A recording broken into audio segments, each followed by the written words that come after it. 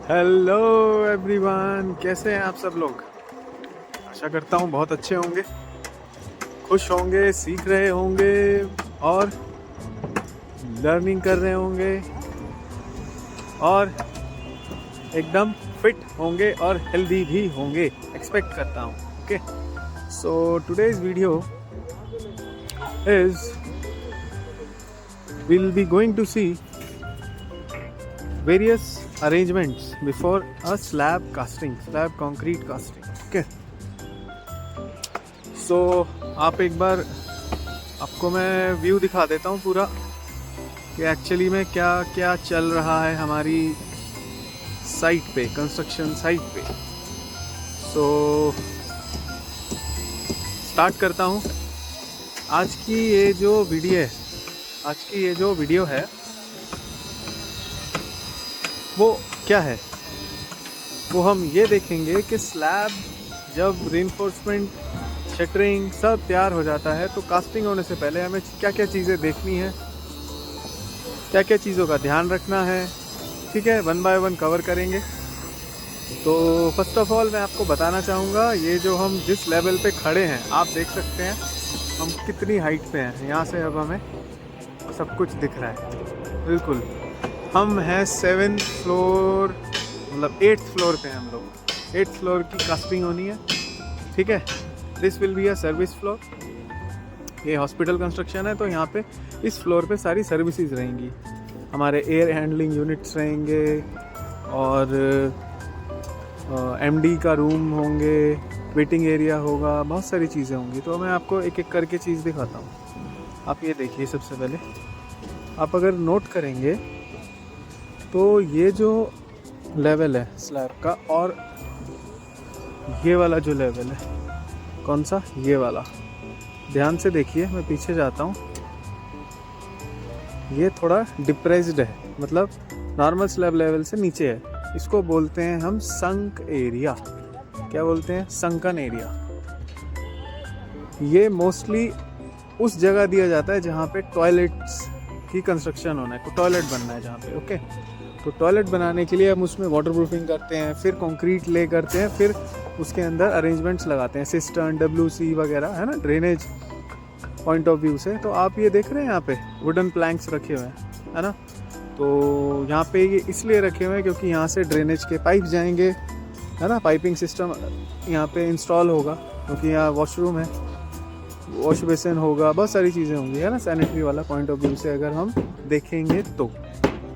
ठीक, अब मैंने आपको पिछली वीडियोज़ में रीइंफोर्समेंट क्या क्या कैसे कैसे चेक करते हैं वो सब मैंने आपको बताया, लेकिन फिर भी मोटा मोटा तौर पे मैं आपको बताता हूँ कि क्या क्या चीज़ें देखते हैं। तो हम देखेंगे कि ये जो शटरिंग है, एज जो है, इनके एज पे जो शटरिंग है वो प्रॉपरली इंटैक्ट है या नहीं, वो अच्छे से बाइंडिंग वायर से कनेक्टेड है या नहीं, ताकि कंक्रीट जब ले हो तो उसका वेट इतना ज़्यादा होता है ना कि डी शटरिंग ना हो जाए, मतलब अलाइनमेंट बिगड़ ना जाए। तो जब अलाइनमेंट बिगड़ेगी तो क्या होगा, शेप बिगड़ जाएगी ना। जब कास्टिंग होने के बाद हम उसे डी शटरिंग करेंगे। ठीक, तो आप देख सकते हैं यहाँ पे एक और चीज़ें क्या है दिखाता हूँ मैं आपको। ये चेयर्स देख रहे हैं आप, ये दो, एक नीचे लेयर है, एक ऊपर लेयर है। ध्यान से देखेंगे तो यहाँ पे चेयर है, ये देखिए, इसको बोलते हैं चेयर्स। 1 मीटर स्क्वायर के एरिया में एक चेयर दी जाती है, तो इस चेयर का भी ध्यान रखना है। ये चेयर ज़रूर होनी चाहिए ताकि टॉप लेयर और बॉटम लेयर दोनों में डिफरेंस मेंटेन रहे। ठीक, ये हमारा बीम हो गया, सेकेंडरी बीम। मेन बीम वो जा रहा है, देखो यहाँ से ऐसे होते हुए ये कंटिन्यू जा रहा है, ये प्राइमरी बीम है। इससे जो कनेक्टेड है वो हमारे सेकेंडरी बीम्स है। ठीक, अब एक और चीज़ मैं आपको दिखाता हूँ, देखिए, अच्छी अच्छी चीज़ें दिखाऊंगा मैं आपको, मज़ा आएगा आपको। ये सारी चीज़ें ध्यान रखने की है, छोटी छोटी चीज़ें। ये देखिए, ये एयर गन चला रहे हैं। क्यों चला रहे हैं?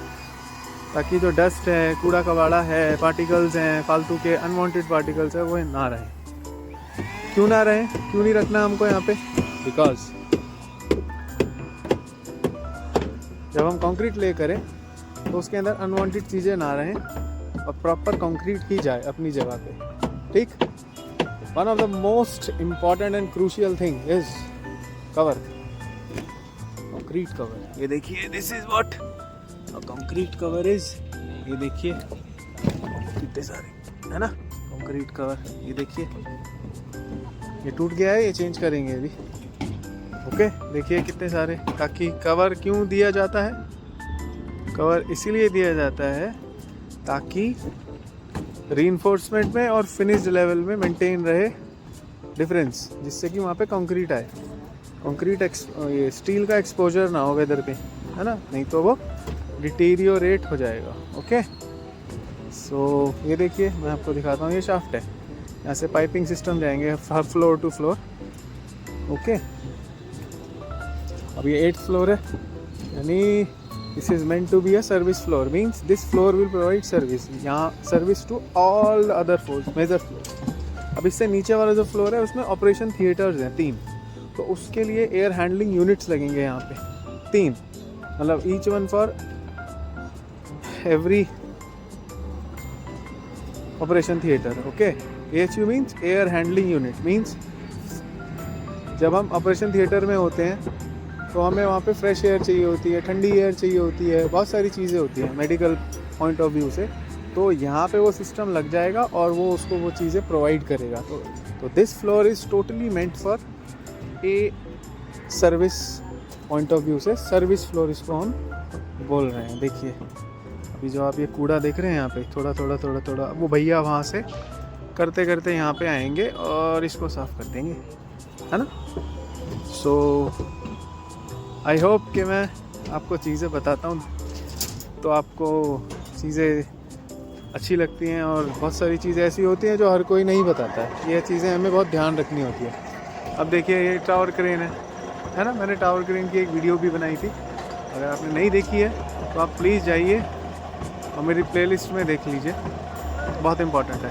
तो टावर क्रेन से नीचे यहाँ से सामान जो एक्स्ट्रा है वो यहाँ से लेके जा रहे हैं, और यहाँ जो चाहिए वो यहाँ वहाँ नीचे से ऊपर लेके आ रहे हैं। ठीक देखिए ये जो लेबर है ना, बहुत क्रूशियल रोल प्ले करते हैं हमारे कंस्ट्रक्शन में। लोग इनको इम्पोर्टेंस नहीं देते, लेकिन एक्चुअली में काम कौन करता है, लेबर ही तो करती है। तो हमें इनसे बहुत अच्छे से तरीके से काम रहते हुए प्यार से इनको हैंडल करते हुए उनको रिवॉर्ड भी करते हैं कभी कभी हम, कि आपने इतना अच्छा काम करते हो, आप पूरा टाइम लगे रहते हो, है ना। अब जैसे मानो ये रात को कास्टिंग स्टार्ट होगी, अभी बहुत ठंडा, बहुत टेम्परेचर लो है, रात को तो बहुत ही लो हो जाता है, पोल्यूशन है, लेकिन ये लोग फिर भी लगे रहेंगे, है ना।